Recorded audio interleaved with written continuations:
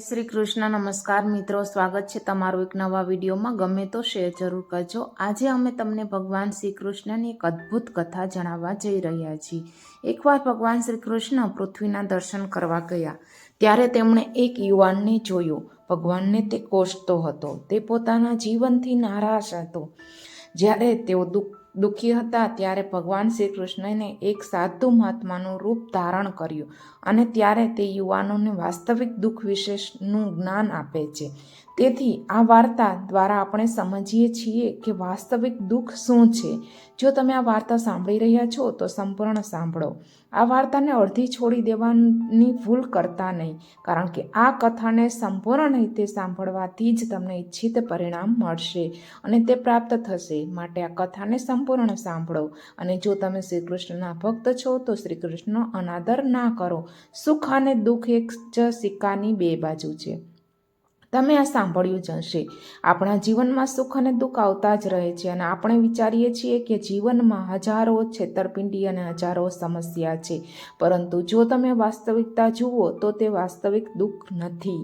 જો તમે આ વાત સારી રીતે સમજી શકશો તો તમે સમજી શકશો કે આપણા જીવનમાં એક જ દુઃખ છે અને તે દુઃખ શું છે આપણે આ વાર્તા દ્વારા જાણીશું. કે આ દુઃખનો ઉપાય શું છે આપણે આ વાર્તામાં જાણીશું. તેથી આ વાર્તાના અંત સુધી જોડાયેલા રહો. એક વખતે એક ગામમાં એક વ્યક્તિ રહેતી હતી. તેનું નામ રજ્જુ હતું. તે ખૂબ જ આળસુ હતો અને તેના જીવનથી ખૂબ જ નિરાશ હતો. અને તેનું કારણ એ હતું કે તેણે અત્યાર સુધી તેના જીવનમાં કંઈ પણ પ્રાપ્ત કર્યું નથી. તે કંઈ કરી શક્યો નહીં. તેના પરિવારના સભ્યો પણ તેનાથી ખૂબ જ નારાજ હતા. તેનો પરિવાર ઈચ્છતો હતો કે તે બહાર જઈને કોઈ સારું કામ કરે, પણ તેણે તેની વાત સાંભળી નહીં. તેના પરિવારના સભ્યો અન્યના દાખલા આપીને તેને ટોણા માર્યા કરતા હતા. તેઓએ તેની સાથે વિવિધ બાબતો વિશે પણ વાત કરી, પરંતુ તેણે તેની પરવા કરી નહીં. જ્યારે તેના બધા મિત્રો મેણા ટોણા માર્યા કરતા હતા, તેના બધા મિત્રો સફળ થઈ ગયા હતા. કેટલાક સારા ધંધો કરતા હતા તો કેટલાક સારા નોકરી કરતા હતા, જેના કારણે તેઓ જ્યારે પણ મળતા ત્યારે તેઓ કહેતા કે રજૂએ કંઈ કર્યું નહીં. જેના કારણે જ્યારે પણ કોઈ તેને પૂછતું કે તે શું કરે છે, એવું લાગ્યું કે તેણે કંઈ કર્યું જ નથી. તે હંમેશા બધાને એક જ વાત કહેતો કે તે પ્રયત્ન કરી રહ્યો હતો, પણ તેના પ્રયત્નો જરા પણ દેખાતા ન હતા. સમય આવી ગયો હતો જ્યારે રજ્જુ દરેકથી પોતાનો ચહેરો છુપાવીને ફરતો હતો, જેથી કોઈ તેને પૂછે નહીં કે તે શું કરે છે. જેના કારણે તે ક્યારેય કોઈની સામે આવતો નથી. ધીરે ધીરે તેનું હૃદય ઉદાસ થવા લાગ્યું. હવે તે નિરાશાની લાગણી અનુભવતો હતો. હવે તેને લાગતું હતું આ ધરતી પર તે એક બોજ છે, જેના કારણે તે ખૂબ જ એકલો અનુભવતો હતો. એક દિવસ તેના મનમાં પણ વિચાર આવ્યો કે મારા હાથમાં કંઈ નથી તો હું શું કરી શકું. એકલા બેસીને તે રડતો રહ્યો. એક દિવસ તે ક્યાંક જઈ રહ્યો હતો ત્યારે તેણે રસ્તામાં જોયું કે એક મહાત્મા લોકોને ઉપદેશ આપી રહ્યા હતા. ઉપદેશમાં તે દુઃખની વાત કહી રહ્યા હતા. રજ્જુ થોડી વાર ત્યાં મોઢું છુપાવીને રોકાઈ ગયો અને મહાત્માનો ઉપદેશ ચૂપચાપ સાંભળવા લાગ્યો. અને મહાત્મા ઉપદેશમાં બધાને કહી રહ્યા હતા કે દુઃખી આપણો સૌથી મોટો સાથી છે. દુઃખ આપણને આપણા જીવન વિશે સમજ આપે છે, જીવવાનો સાચો માર્ગ આપે છે. તે આપણા ગુરુ જેવો છે, જેમની પાસેથી આપણે શીખવું જોઈએ. તમે ઈચ્છો તો તમારા દુઃખને તમારા જીવનમાં તમારા ગુરુ બનાવી શકો છો અને તમે તેમાંથી શીખી શકો છો. અથવા જો તમે ઈચ્છો તો તમે તમારા દુઃખ પર બેસીને રડી શકો છો, પરંતુ તેનાથી કોઈ ફાયદો થશે નહીં, બલકે તમે દિવસે ને દિવસે નબળા પડશો, તમે નિરાશ થશો. રજ્જુ તેની દરેક વાત સાંભળતો હતો. ઉપદેશ પૂરો થતાં જ તે સાધુ પાસે ગયો. તેમને વંદન કર્યા. પછી તેઓ કહે છે, મહાત્મા, થોડા સમય પહેલાં તમે દુઃખને ગુરુ કહ્યા હતા કે આપણે દુઃખમાંથી શીખવું જોઈએ, આપણે તેને આપણા ગુરુ બનાવવા જોઈએ. પણ હું પણ મારા દુઃખથી પરેશાન છું. હું મારા જીવનથી પરેશાન છું. મેં અત્યાર સુધી ખૂબ દુઃખ અનુભવ્યા છે. ક્યારેય મને એવું નથી લાગ્યું કે મારું દુઃખ મને કંઈ શીખવી રહ્યું છે, બલકે મને હંમેશા લાગે છે કે તે મને દુઃખી જ કરે છે. દુઃખ થાય છે, પણ દુઃખનું દર્દ બહુ ભયંકર હોય છે. હવે પછી આપણું જીવન સમાપ્ત થઈ જશે, આ પછી આપણને કશું મળશે નહીં અને મૃત્યુ પણ આપણી સામે ઓછું લાગે છે. જ્યારે લોકો ટોણા મારે છે ત્યારે ચાલવું ખૂબ જ પીડાદાયક બની જાય છે. એવું કહેવાય છે કે તમે જે કરો છો તે મનમાં ખૂબ જ તીવ્ર હોય છે અને હું તેમના વિશે કંઈ જાણતો નથી. રજૂની આ બધી વાતો સાંભળીને મહાત્મા રજૂને કહે છે, દીકરા, તારું દુઃખ શું છે અને તે દુઃખનું આવી વાતો કેમ કરે છે? પોતાની તરફ જોઈને રજૂએ પહેલાં મહાત્માને બધી વાત કહી અને પૂછ્યું, મહાત્મા, તમારી પાસે મારી સમસ્યાનો કોઈ ઉકેલ છે? રજૂની આ વાત સાંભળીને સાધુ હસવા લાગ્યા અને રાજુને કહ્યું, પુત્ર, જ્યારે તમારા જીવનમાં કોઈ વાસ્તવિક છેતરપિંડી અથવા દુઃખ હોય ત્યારે મારી પાસે આવો. તેનો ઉકેલ હું તમને ચોક્કસ જણાવીશ. પેલા મહાત્માના શબ્દો સાંભળીને રજૂને થોડી ચિંતા થઈ. તે સમજી શક્યો ન હતો કે તેણે અત્યાર સુધી જે દુઃખ અનુભવ્યું હતું તે સાચું દુઃખ નહોતું. તેમણે અત્યાર સુધી જે સમસ્યાનો સામનો કર્યો છે, તેમણે અત્યાર સુધી જે મુશ્કેલીનો સામનો કર્યો છે, એ ખરી ઉદાસી નથી. આગળ તે મનમાં પોતાને કહે છે, જો મારા જ લોકો મને સમજી શકતા નથી તો આ મહાત્મા સાધુ મને કેવી રીતે સમજશે? એમ વિચારીને તે ત્યાંથી ચાલ્યો ગયો. બધા દ્વારા ટોણા મારવાથી રજૂ ખૂબ જ થાકી ગયો હતો અને ખૂબ જ નિરાશ હતો, જેના કારણે તેણે નક્કી કર્યું કે હવે તે કંઈક કરશે. તેણે તેના પિતા પાસેથી થોડા પૈસા લીધા અને તેનો વેપાર શરૂ કરવા માટે ઉપયોગ કર્યો. તેના પિતા ખૂબ ખુશ હતા કે ઓછામાં ઓછું તેમનો પુત્ર કંઈક કરવાનો પ્રયાસ તો કરી રહ્યો છે, પરંતુ તેને વ્યવસાયમાં કોઈ સફળતા મળી રહી નથી, જેના કારણે હું ખૂબ જ પરેશાન અને નિરાશ હતો. તે સમજી શકતો ન હતો કે તેણે શું કરવું જોઈએ અને તેના વ્યવસાયને કેવી રીતે આગળ લઈ જવો જોઈએ. ત્યારે તેના પિતાએ કહ્યું, દીકરા, કોઈ વાંધો નહીં, આ રીતે પ્રયાસ કરતા રહો. આજે નહીં તો કાલે તમને સફળતા ચોક્કસ મળશે. પ્રયાસ કરવો જરૂરી છે. રજૂના પિતાએ પોતાની લાગણી વ્યક્ત કરી અને તેમનો પુત્ર સહેમત થયો અને રજૂ સખત મહેનત કરવા લાગ્યો. ધીમે ધીમે તેને સફળતા મળવા લાગી. પછી સફળતાની ગતિએ વેગ પકડ્યો. બસ માત્ર 3 વર્ષમાં બહુ મોટો તે વેપારી બની ગયો. હવે તેની પાસે સંપત્તિની કોઈ કમી નહોતી. જે લોકો તેને પહેલાં નાપસંદ કરતા હતા તે હવે તેને પસંદ કરે છે. લોકો તેની ચિંતા કરે છે, તેના કાર્યોની પ્રશંસા કરે છે. તેના માતા પિતા પણ ખૂબ ખુશ છે અને તેમના પુત્ર પર ગર્વ અનુભવે છે. તે પોતાની સફળતાથી અત્યંત ખુશ હતો. ધીરે ધીરે રજૂના મિત્રોની સંખ્યા વધતી ગઈ અને તેણે કહ્યું કે તેનો વ્યવસાય ઝડપથી વધવો જોઈએ. તેણે આગળ ચાલવું જોઈએ. જ્યારે આજે તમે આ શહેરના સૌથી મોટા વેપારી છો, પછી તમે ખૂબ ખુશ છો. તમામ લોકો તમારી સાથે છે. ત્યાં જ તમને લાગે છે કે તમે આ રાજ્યના સૌથી મોટા ઉદ્યોગપતિ બની જશો. પછી તમારી જગ્યાએ લોકોની ભીડ હશે અને લોકોની કતાર લાગી જશે. લોકો તમને મળવા માટે સમય કાઢશે. આ રાજ્યનો રાજા પણ તમને મળવા માંગશે. તે તમારા વખાણ કરશે અને જો આવી કોઈ રજૂઆત ઊભી થશે તો તે ચોક્કસપણે તમારે ત્યાં ઉધાર લેવા પણ આવશે. રજૂને તેના મિત્રની વાત ખૂબ જ ગમી. રજૂએ વિચાર્યું કે મારા મિત્રો સાચા છે. મારે મારા વ્યવસાયને વધુ વિસ્તારવો જોઈએ, તો જ બધા મારા વિશે જાણશે અને કોઈ મને ઓળખશે. કોઈ પણ વિલંબ કર્યા વિના તેણે સમય બગાડ્યા વિના વ્યવસાયમાં વધુ મહેનત શરૂ કરી. પણ આ વખતે તેના મનમાં મોટો વેપારી બનવાનું ભૂત જાગ્યું હતું, જેના કારણે તેણે કેટલાક અયોગ્ય પગલાં લીધા જેથી તેનો વેપાર શક્ય તેટલી ઝડપથી મોટો થઈ જાય. તેણે ઘણા લોકો પાસેથી મોટી રકમ ઉધાર લીધી હતી. તેણે પૈસા ઉછીના લીધા, જેના કારણે તેને પર દેવું થઈ ગયું હતું અને તે ત્યાં અટકી ગયો. વધુમાં વધુ નફો મેળવવા માટે તેણે પોતાના માલની ગુણવત્તા પણ બગાડી નાખી, જેના કારણે તેના માલમાં ગુણવત્તા આટલી ઊંચી ન હોવાને કારણે તે હવે કોઈ ખરીદતું નહોતું. પરંતુ તે તેના મિત્રોની વાત સાંભળતો રહ્યો. તેણે એમ જ કરવાનું ચાલુ રાખ્યું. તેણે પોતાના ધંધાને વધુ ઝડપથી વિસ્તારવા માટે તેના અન્ય નાના વેપારીઓ સામે પણ યોજનાઓ ઘડવાની શરૂઆત કરી. આ કારણે તેના મનમાં પહેલાં જેવી શાંતિ રહી ન હતી. તેની પાસે હવે નિંદ્રાધીન રાત નહોતી. તે માત્ર એક જ વિચારમાં વ્યસ્ત હતો કે કોઈક રીતે તેનો વેપાર આખા રાજ્યમાં ફેલાઈ જાય અને તે રાજ્યમાં સૌથી મોટો વેપારી બની જાય, જેના કારણે તે અનેક પ્રકારની મહેનતમાં જ વ્યસ્ત હતો. અને જોકે તેની પાસે હવે બધું હતું, સંપત્તિ, સારું ઘર, ગાડી, નોકર અને તમામ સુખ સુવિધાઓ. બધી જ સુખ સુવિધાઓ અને સગવડો હોવા છતાં તે વસ્તુઓનો લાભ લઈ શક્યો ન હતો, કારણ કે તેનું સંપૂર્ણ ધ્યાન ફક્ત તેના વ્યવસાયને વધારવા અને તેને પ્રગતિ કરવા પર જ હતું. એક દિવસ રજુ પોતાના રથ પર બેસીને રસ્તા પરથી પસાર થઈ રહ્યો હતો. પછી રસ્તામાં તેણે ગુરુવારનો આશ્રમ જોયો. આ જોઈને તે મહાત્મા પાસે ગયો અને કહેવા લાગ્યો કે મહાત્મા, તમે કહ્યું હતું કે તે ક્યાં છે કે જ્યારે મારા જીવનમાં વાસ્તવિક દુઃખ હોય ત્યારે હું તમારી પાસે આવું. આ કારણે જ હું અહીં આવ્યો છું. આજે હું ખૂબ જ દુઃખી છું. મારી રાતની ઊંઘ ઉડી ગઈ છે. હું સૂઈ શકતો નથી. બધું હોવા છતાં હું નાખુશ રહું છું. હું તેમનો કોઈ લાભ લઈ શકતો નથી. તેણે તેની બધી વાતો એક પછી એક મહાત્માને કહી. ત્યારે તે મહાત્મા રજુને કહે છે, દીકરા, તું પહેલી વાર આવ્યો ત્યારે પણ તું બહુ ઉદાસ હતો, પણ ત્યારે તમારી પાસે કશું જ નહોતું, અને આજે તમારી પાસે બધું છે. તો તમે શું શીખ્યા? આના જવાબમાં રજુ મહાત્માને કહે છે, મહાત્મા, જ્યારે હું મારા જીવનમાં કંઈ કરી શક્યો ન હતો ત્યારે મારી વેદનામાંથી હું આ જ શીખ્યો છું. માત્ર વિચાર કરવાથી કંઈ થશે નહીં. તે માટે આપણે કાર્ય કરવું પડશે, અને એકલું કાર્ય કરવાથી આપણે સફળ નથી થઈ શકતા, પરંતુ આપણે સફળ થવા માટે તેને તેના અંત સુધી લઈ જવું પડશે.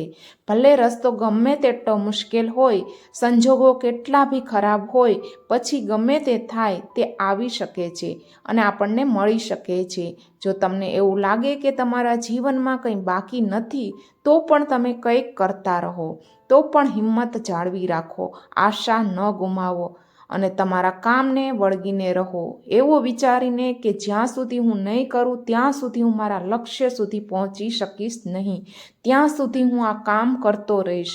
આ કામમાં ચોક્કસપણે સફળ થઈશ. જ્યારે અન્ય લોકો માત્ર સફળ લોકોને જ મહત્ત્વ આપતા રહે છે, ઉદાહરણો આપતા રહે છે. રજુની આ બધી વાતો સાંભળીને મહાત્મા હસવા લાગ્યા અને રજુને કહ્યું કે દીકરા, જ્યારે તારા જીવનમાં સાચું દુઃખ આવે ત્યારે તું મારી પાસે આવજે. હું ચોક્કસપણે તમારી સમસ્યા હલ કરીશ.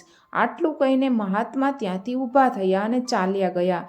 તેની પાસેથી આ સાંભળીને રજુ ફરી એકવાર આશ્ચર્યચકિત થઈ ગયો અને હવે તે સમજી શકતો ન હતો કે તે તેનામાં દુઃખી છે કે તે કેવો વિશ્વાસઘાત અનુભવી રહ્યો છે.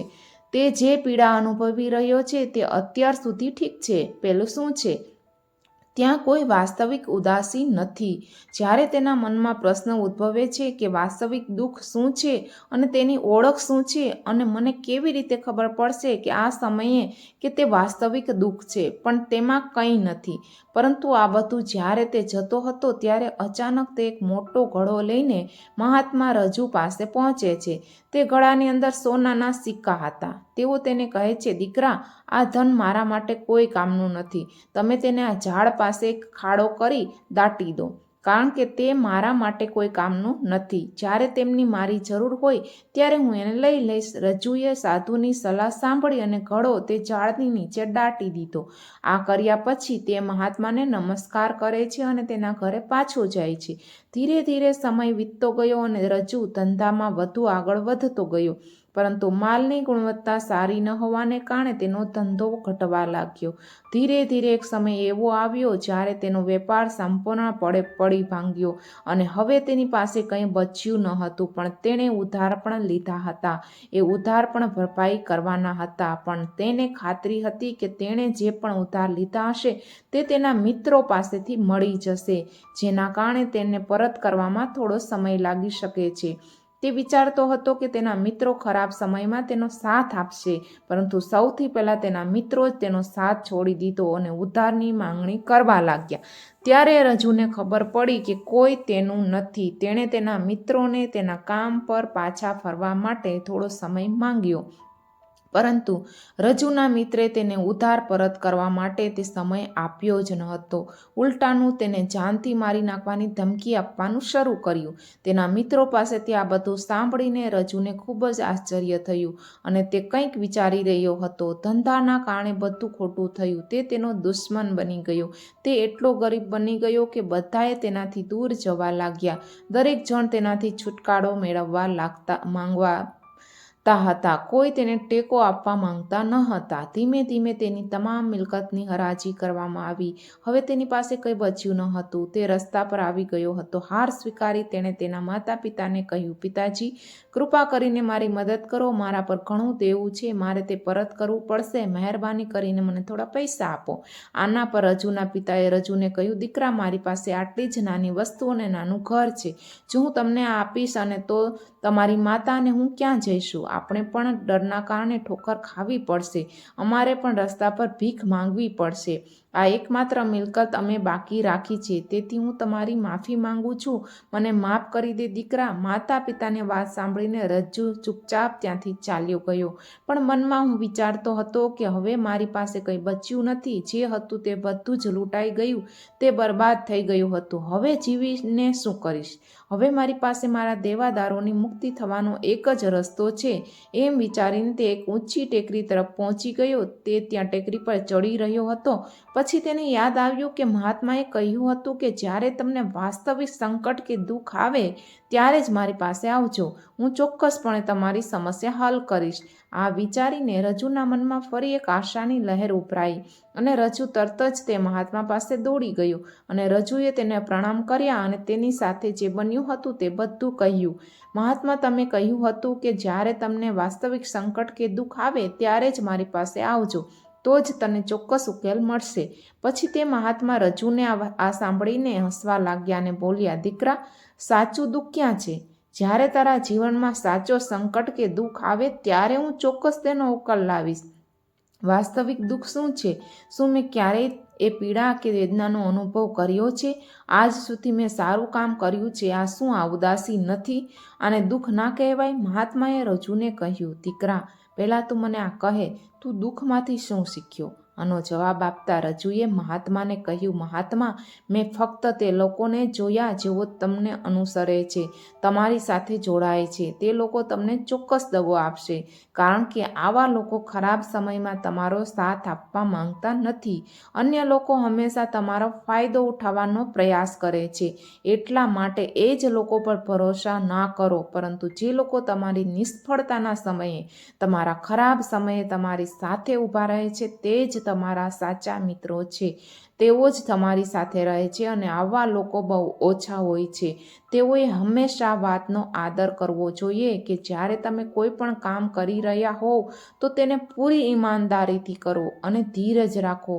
લોભી ના બનો અને તમારા ધ્યેય સુધી પહોંચવા માટે કોઈને કોઈ માટે કાવતરું ના કરો, કારણ કે અનિષ્ટ ફક્ત તમારી સાથે જ થશે અને માત્ર ત્યારે જ તમને હંમેશા નુકસાનમાં રહેશો.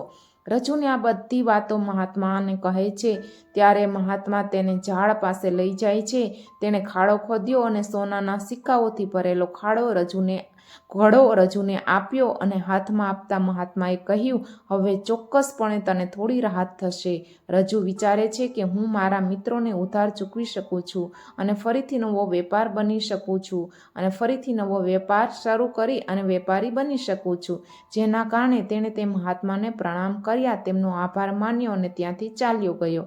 રજૂએ સોનાના સિક્કા વડે દરેકની ઉધાર પરત કરી અને ફરી એકવાર પોતાના માટે નવો ધંધો શરૂ કર્યો. ધંધો નાનો હતો, પણ આ વખતે રજૂ ખૂબ ખુશ હતો. તેણે પોતાના ધંધામાં પૂરી ઈમાનદારી, મહેનત અને સમર્પણ સાથે કામ કર્યું. થોડી જ વારમાં તે ફરી એક વખત મોટો વેપારી બની ગયો. પણ આ વખતે તે ખૂબ જ ખુશ હતો, કારણ કે આ વખતે તેને કોઈ લોભ નહોતો, ન તો તેણે કોઈના માટે કાવતરું કર્યું, પણ તેણે પૂરી ઈમાનદારી અને મહેનતથી પોતાનો ધંધો કર્યો. પણ રજૂ જેમ જેમ અમીર બનતો જતો હતો તેમ તેમ તે મનથી અમીર થતો જતો હતો, કારણ કે તેણે પૂરી ઈમાનદારી અને મહેનતથી પોતાનો ધંધો કર્યો. પરંતુ જેમ જેમ રજુ અમર બની રહ્યો હતો તેમ તેમ તેણે પોતાની સંપત્તિનો લોભ છોડી દીધો, જેના કારણે તેણે દાન અને સારા કાર્યો કરવા લાગ્યા. લોકોને મદદ કરે છે જેથી તેઓને તેમના જીવનમાં ક્યારેય કોઈ દુઃખનો સામનો ના કરવો પડે. પણ આ જીવને સુખ અને દુઃખનો સંગમ છે, જેના કારણે દરેકને સુખ દુઃખમાંથી પસાર થવું જ પડે છે. આ કારણે રજુના જીવનમાં ફરી એકવાર બીજું દુઃખ ઊભું થયું. આ વખતે તેના માતા અને પિતા બંને મૃત્યુ પામ્યા. રજુ તેના માતા પિતાને ખૂબ પ્રેમ કરતો હતો, જેના કારણે તેના મનમાં ખૂબ જ ઊંડો આઘાત પહોંચ્યો. જ્યારે તે છેલ્લી વાર તેમને જોઈ રહ્યો હતો ત્યારે તેના મનમાં હજારો સવાલ ઉઠવા લાગ્યા હતા. ઘરે પાછા આવીને તેણે જોયું કે જે મિલકત માટે તે હંમેશા લડતો હતો તે છોડીને જતા રહ્યા છે. આજે તેની સંભાળ લેનાર કોઈ જ નથી. તેના માતા પિતાએ ગમે તેટલી મહેનત કરી હોય અને તેમના જીવનમાં જે કંઈ એકઠું કર્યું હોય તે બધું અહીં જ રહી ગયું હતું. પણ હવે બધું સમાપ્ત થઈ ગયું હતું અને રજુનું મન હવે ખૂબ જ અશાંત થવા લાગ્યું હતું. તે પછી તેના મનમાં હજારો સવાલ ઉઠી રહ્યા હતા અને તે ખૂબ જ એકલો એકલતા અનુભવી રહ્યો હતો. તે ખૂબ જ ખાલીપો અનુભવી રહ્યો હતો. તેણે આજુબાજુ જોયું પણ કંઈ સમજાયું નહીં. ક્યારેક તેને મહાત્મા યાદ આવતા. ત્યારબાદ તે તરત જ ત્યાં દોડી ગયો અને મહાત્મા પાસે ગયો. મહાત્માએ તેને જોતાની સાથે જ રજુને એક પ્રશ્ન પૂછ્યો ને કહ્યું, શું વાત છે દીકરા, શું ફરી કોઈ દુઃખ છે? ત્યારે રજુએ કહ્યું, ના ગુરુદેવ, હવે બધું બરાબર છે, પણ આજે મારા માતા પિતાનું અવસાન થયું અને હું ખૂબ જ એકલતા અનુભવું છું. હું અફસોસ કરી રહ્યો છું. હું ખૂબ જ દુઃખ અનુભવી રહ્યો છું. કોઈ ખાલી શહેર જેવું લાગે છે, કોઈ એકલવાયા વસ્ત્ર જેવું લાગે છે. પછી તે મહાત્મા રજુને કહે છે કે દીકરા, એમાં દુઃખી થવાનું શું છે? આ તો જીવન છે. એક દિવસ બધાને જવાનું જ છે અને બધાએ જવાનું જ છે. અહીં કોઈ રોકાઈ શકતું નથી કે કેવી રીતે રોકાવું તે પણ જાણતું નથી. આપણે બધા એક દિવસ મરી જઈશું. મૃત્યુ ક્યારે આવશે, તું કાલે મરીશ કે આજે અને અત્યારે, કોઈ જાણી શકતું નથી. આ સાંભળીને રજુને નવાઈ લાગી. તેણે મહાત્માને કહ્યું, સારું મહારાજ, તમે શું કહો છો? હું પણ નાનો છું અને મારે હજી આખી જિંદગી જીવવાની છે. મારે જીવવું છે, કંઈક કરવું છે, અને તમે શું કહો છો કે હું ગમે ત્યારે મરી શકું છું? આના પર મહાત્મા રજુને કહે છે, આ યુગમાં એવા ભ્રમમાં ન રહો કે મૃત્યુ ફક્ત વૃદ્ધને જ આવે છે. તેમના નાના બાળકો પણ વૃદ્ધોની સામે મૃત્યુ પામે છે. મૃત્યુ કોઈની ક્યારેય ઉંમર જોતો નથી, કોઈની ઉંમરમાં વધારો પણ કરતો નથી. પેલા મહાત્માના મુખેથી આ બધું સાંભળીને રજુ વધુ બેચેન થઈ ગયો અને તે ચૂપચાપ ત્યાંથી ચાલ્યો ગયો. તેની મનમાં એ ખાલીપો હજી પણ એવો જ હતો. તે હજુ પણ એકલતા અનુભવી રહ્યો હતો. ત્યારથી તે પોતાના ધંધામાં પણ ધ્યાન આપી શકતો ન હતો. જ્યારે પણ તે કોઈ કામ કરતો ત્યારે તેના મનમાં અનેક સવાલો ઉઠવા લાગ્યા. પોતે શું કરી રહ્યો હતો, શા માટે કરી રહ્યો હતો અને શા માટે કામ કર્યું હતું, એવા સવાલો તે ઉઠાવતો રહ્યો. હવે તેના મનમાં બીજો પ્રશ્ન ઊભો થવા લાગ્યો, શું આપણે અહીં ફક્ત આ જીવનનો આનંદ માણવા આવ્યા છીએ અને એક દિવસ મૃત્યુ પામીશું? તે જાણવા માટે કે જીવનનો ખરો અર્થ શું છે તેમણે મહાત્માને ક્યાંક પૂછ્યું. તેમની તરફ જે શક્ય હતું શોધખોળ કરી, પરંતુ કોઈ જવાબ મળ્યો ન હતો અને કોઈ જવાબ મળતો પણ ન હતો. જો તે ન મળતા એની પીડા વધતી જતી હતી, જેના કારણે તેના મનમાં બેચેની વધુ થવા લાગી હતી અને શું કરવું, ક્યાં જવું, કોને પૂછવું તે તેને સમજાતું ન હતું. પછી તેને ફરી એ જ મહાત્મા યાદ આવ્યા. તેણે ફરી એકવાર તે મહાત્મા પાસે જાય છે અને પૂછે છે. મહાત્માને જ્યારે તે પોતાની લાગણીઓ કહે છે ત્યારે મહાત્મા હસતા હસતા કહે છે કે રજુ દીકરા, આજે પહેલી વાર તારા જીવનમાં સાચું દુઃખ આવ્યું છે. વાસ્તવમાં આને આપણે દુઃખ કહી શકીએ, જેને દુઃખ કહેવા લાયક છે કે આપણે જાણતા નથી કે આપણે શું કરી રહ્યા છીએ, આપણે ક્યાં જઈએ છીએ, શા માટે જઈએ છીએ, તે કોણ છે, તે શું છે, આપણે ત્યાં શા માટે છીએ, તમે શું કરવા માંગો છો? એટલે જ રજુએ કહ્યું, મહાત્મા, કૃપા કરીને મારા દુઃખનું સમાધાન કરો, કૃપા કરીને મને આ દુઃખમાંથી મુક્ત કરો. પછી તે મહાત્મા રજુને કહે છે, આપણા બધાની અંદર ક્યાંક ને ક્યાંક વાસના છે, જેમ કે ક્રોધ, આસક્તિ, તે આપણી અંદર વસી જાય છે, જેના કારણે આપણે આપણું જીવન ટુકડાઓમાં જીવીએ છીએ અને આપણી ચેતના ક્યારેક એક થઈ શકતી નથી. આપણે ક્યારેય એક જગ્યાએ વિચારી કે સમજી શકતા નથી અને આપણી ઉર્જા પણ સંપૂર્ણપણે અલગ થઈ જાય છે. અને આ વિચારોને કારણે આપણી પાસે સમય કાઢીને ક્ષણ માટે પણ આપણી જાતને જોવા માટે પૂરતો સમય રહેતો નથી. તમારી જાતને ખરેખર સમજવા માટે વાસ્તવમાં અહીં દરેક વ્યક્તિ પોતાનું જીવન દુઃખથી ભરેલું હોવાની બૂમો પાડે છે, ઉકેલ શોધવા માટે તમામ શક્ય પ્રયાસો કરે છે, પણ આપણે જેને ઉદાસી સમજીએ છીએ તે વાસ્તવમાં દુઃખ કે ઉદાસી છે જ નહીં. તો તેનો ઉકેલ કેવી રીતે મળશે? આ એવા સંજોગો છે જેના કારણે આપણે આપણી જાતને દુઃખી માનીએ છીએ, તમારી જાતને મુશ્કેલીમાં ગણો છો. જેમ આપણે એક પરિસ્થિતિમાંથી બહાર આવીએ છીએ તેમ બીજી પરિસ્થિતિમાં જતા રહીએ છીએ. આમ આપણે પ્રથમ સમસ્યાનો સામનો કરીએ છીએ એ જ રીતે આપણે અન્ય સમસ્યાનો સામનો કરતા રહીએ છીએ. અને જ્યારે આપણે સંજોગોથી હાર સ્વીકારીએ છીએ ત્યારે આપણે તે જ સંજોગોની મૂંઝવણમાં પડી જઈએ છીએ અને આપણે તેને દુઃખ સમજી લઈએ છીએ. કોઈ રસ્તો બચતો નથી ત્યારે આપણને આપણી સામે એક જ રસ્તો દેખાય છે અને તે છે મૃત્યુ. પણ તે કોઈ ઉપાય નથી, તે કોઈ રસ્તો નથી. તેથી જો તમે ખરેખર તમારી સમસ્યાઓનો હલ કરવા માંગતા હો તો તમારી જાતને એકત્રિત કરવાનું શીખો અને તમારી ઉર્જા ભેગી કરો, તેને એક કરો અને મૃત્યુ તમારા પર આવે તે પહેલાં તમારી જાતને ઓળખી લ્યો, તમારી જાતને જાણો. મહાત્મા કહે છે, તમારી જાતને વિખૂટા પડવા ન દો. તમારી જાતને જાણો, તમારી જાતને વેરવિખેર ન થવા દો. તેથી જ મહાત્મા કહે છે, મહારાજ, તમારે જીવન જીવવું જોઈએ, વ્યક્તિની ઈચ્છાઓ પૂરી થવી જોઈએ. ત્યારે મહાત્મા રજૂના સવાલને જવાબ આપતા કહે છે, તે કહે છે કે આપણે કોઈની સાથે જોડાયેલા ન રહેવું જોઈએ. આપણે આપણી ઈચ્છાઓને મારી નાખવી જોઈએ. આપણે ધન એકઠું ન કરવું જોઈએ, કારણ કે આપણે મનુષ્યની ઈચ્છાઓ અને વાસનાઓ પર્વત પરથી પડતા ધોધની જેમ હોય છે, જેના પર કોઈનું નિયંત્રણ રહેતું નથી. ચિંતા ના કરો, પરંતુ જ્યારે તમે તમારી જાત પર ધ્યાન આપવાનું શરૂ કરો છો ત્યારે તમે તેમને ઓળખો છો, તેમને સમજો છો, પછી તમે તેના પર નિયંત્રણ પણ મેળવી શકો છો. તે તમારા નિયંત્રણમાં છે અને પછી જો તમે ઈચ્છો તો તમે તે ઈચ્છાઓને પૂર્ણ પણ કરી શકો છો. મહાત્માના બધા શબ્દો સાંભળીને રજૂએ મહાત્માને કહ્યું કે મહાત્માજી, તમારો ખૂબ ખૂબ આભાર. તમે આજે મારી સૌથી મોટી સમસ્યા હલ કરી દીધી છે. હું આજથી મારી જાતને એકત્રિત કરીશ. મહાત્મા કહે છે, માનવ શરીરમાં ઘણી ઉર્જા છે, પરંતુ તેનો ઉપયોગ નકામી પ્રવૃત્તિઓમાં થાય છે, જેના કારણે આપણું જીવન ખરાબ થાય છે. કે આપણે કામમાં વ્યસ્ત હોઈએ છીએ, પરંતુ આપણે ક્યારેય તેના પર ધ્યાન આપતા નથી. આપણે ક્યારેય આપણી ઉર્જાને કેન્દ્રિત કરતા નથી, તમારી જાત પર ક્યારેય ધ્યાન નથી આપતા. આપણું જીવન પણ કંઈક આવું જ છે. આપણે આપણા જીવનમાં આવતા દુઃખો પર હંમેશા સવાલ કરતા રહીએ છીએ કે આપણા જીવનમાં આટલું દુઃખ કેમ છે.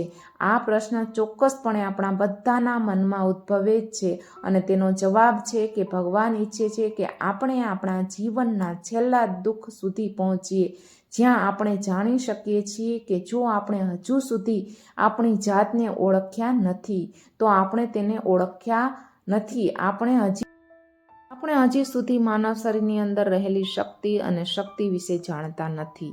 જો આપણે ઈચ્છીએ તો આપણે આપણી જાતને એકત્રિત કરી શકીએ છીએ. તમે તમારા પર નિયંત્રણ મેળવી શકો છો, પરંતુ આપણે આપણી આ ઉર્જાનો ઉપયોગ કરતા નથી, પરંતુ આપણે અન્યત્ર ઉપયોગ કરીએ છીએ. તેઓ તેને નકામી વસ્તુમાં રોકાણ કરે છે, જેના કારણે આપણે ક્યારેય આપણી જાતને ઓળખી શકતા નથી, ક્યારેય પોતાની જાતને નિયંત્રિત કરી શકતા નથી. પણ જો તમારે તમારી જાતને જાણવી હોય તો તમારે પહેલાં તમારી જાતને એકત્રિત કરવી પડશે. તેનો અર્થ એ કે તમે ધ્યાન કેન્દ્રિત કરવું પડશે. ફક્ત તમારી જાત પર ધ્યાન આપીને અને તમે તમારા દુઃખની સમસ્યાઓનું નિરાકરણ લાવી શકો છો, અને તો જ તમે તમારી જાતને ઓળખી શકો છો અને જાણી શકો છો અને તમારા જીવનના દરેક દુઃખને ઉકેલી શકો છો. આ બધી સમસ્યાનો ઉપાય છે એકમાત્ર ધ્યાન. જો વિડીયો તમે અત્યાર સુધી જોતા હોય તો વિડીયોને લાઈક કરી દેજો અને આ વિડીયો તમારા સોશિયલ મીડિયા પ્લેટફોર્મ પર અવશ્યથી શેર કરજો. જય શ્રી કૃષ્ણ.